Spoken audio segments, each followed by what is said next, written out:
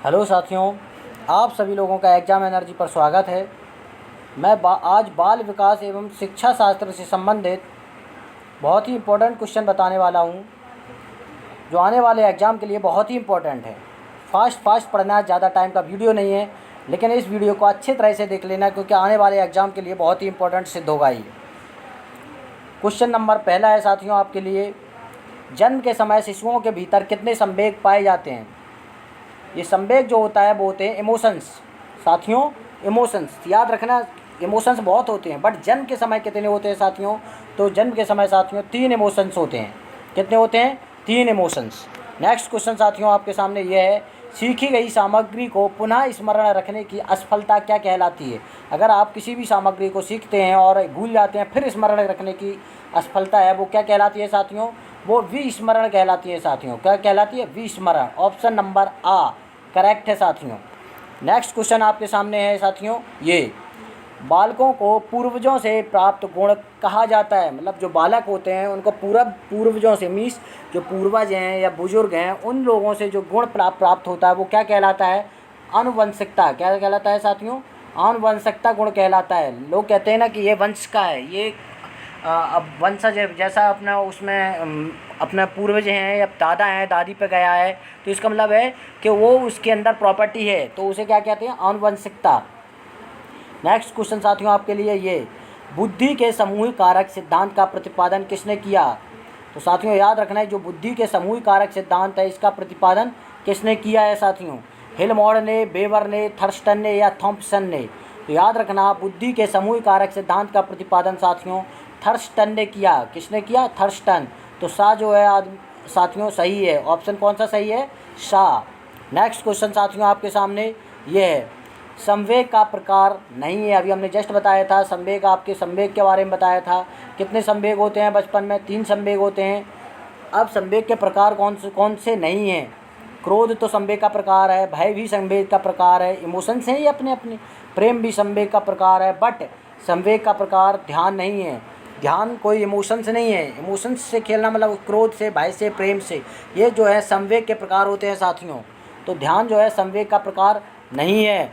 Next question की ओर चलते हैं साथियों, किस विधि द्वारा मानव के चेतन व अचेतन मन का भी अध्ययन किया जाता है? मतलब चेतन के साथ साथ अचेतन का अध्ययन किया जाता है। आपको पता है, अगर आपने मनोवैज्ञानिक पढ़ा होगा, मनोविज्ञान विश्लेषण में ये सभी चीज़ें की जाती हैं। तो इसका ऑप्शन कौन सा है साथियों? मनोविज्ञान विश्लेषण। सा ऑप्शन करेक्ट है। किसका? मनुष्य के चेतन व अचेतन मन का अध्ययन किया जाता है। किस विधि द्वारा? तो मनोविश्लेषण विधि द्वारा। समझ आया साथियों? मनोविश्लेषण विधि द्वारा मनुष्य के चेतन के साथ साथ अचेतन मन का भी अध्ययन किया जाता है। नेक्स्ट क्वेश्चन साथियों हम आपके सामने ये लाए हैं, तर्क के प्रकार हैं। तर्क के प्रकार हैं साथियों, आगमन तर्क, निगमन तर्क। तर्क दोनों प्रकार के होते हैं, आगमन भी और निगमन भी। तो आंसर इसका क्या होगा साथियों? आ और बा दोनों। तो ऑप्शन कौन सा है सही इसमें साथियों? सा। याद रखना, इसका ऑप्शन कौन सा है करेक्ट साथियों? सा ऑप्शन इसका करेक्ट है।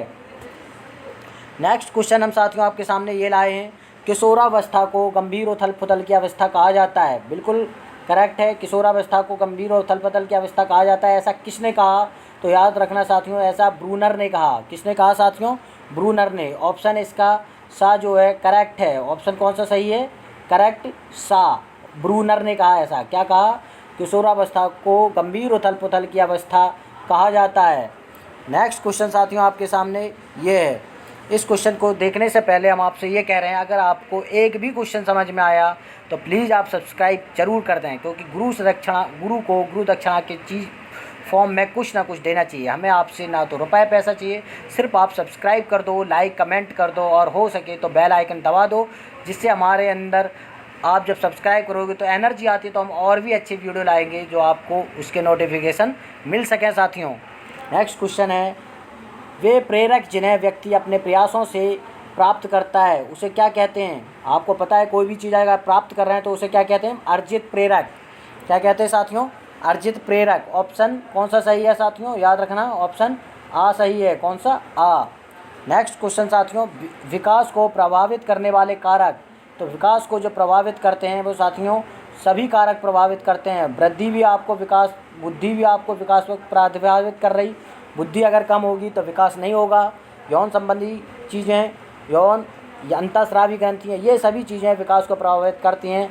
तो कहने का मतलब क्या है, हमारे विकास को सभी प्रभावित करते हैं। तो ऑप्शन हमारा कौन सा सही है, दा। तो दा is correct answer. Next question आपके सामने साथियों ये है, शिक्षा में सृजनात्मक का प्रयोग किस रूप में होता है। शिक्षा जो है उसमें सृजनात्मक मतलब होता है कोई भी चीज़ अगर कल्पना करेंगे, तर्क करेंगे, कोई भी सीखेंगे, तो ये सभी चीज़ें शिक्षा में कब होती है, जब आप चिंतन करोगे। क्या करोगे, चिंतन। तो ऑप्शन इसका सा सही है। क्या है, सा ऑप्शन साथियों सही है। थॉर्नडाइक ने दिया, जो थॉर्नडाइक हैं उन्होंने क्या दिया, प्रभाव का नियम या अभ्यास का नियम या तत्परता का नियम या सभी। तो याद रखना साथियों, थॉर्नडाइक ने प्रभाव का नियम भी दिया, अभ्यास का भी दिया, तत्परता का भी दिया। तो इसका ऑप्शन जो है साथियों द इज करेक्ट आंसर। याद रखना, तो थॉर्नडाइक ने 3 नियम दिए, प्रभाव का नियम दिया, अभ्यास का नियम दिया, तत्परता का नियम दिया साथियों। ये चीज़ हमेशा याद रखना है। तो ऑप्शन कौन सा सही है, द। नेक्स्ट क्वेश्चन आपके सामने साथियों ये है, प्रेरणा होती है। तो याद रखना साथियों, प्रेरणा जो है सकारात्मक भी होती है, नकारात्मक भी होती है। कैसी होती है, सकारात्मक और नकारात्मक प्रेरणा दोनों टाइप की होती है। तो इसका ऑप्शन कौन सा सही है, सा, क्योंकि प्रेरणा सकारात्मक भी हो जाती है और नकारात्मक भी होती है। तो ऑप्शन हमारा इसका कौन सा सही है साथियों, सा ऑप्शन सही है। नेक्स्ट क्वेश्चन है साथियों, स्मृति सीखी हुई वस्तु का सीधा उपयोग है। यह कथन किसका है, जो स्मृति है सीखी हुई वस्तु का सीधा उपयोग है। स्मृति सीखी हुई वस्तु का सीधा उपयोग है, यह कथन किसका है साथियों।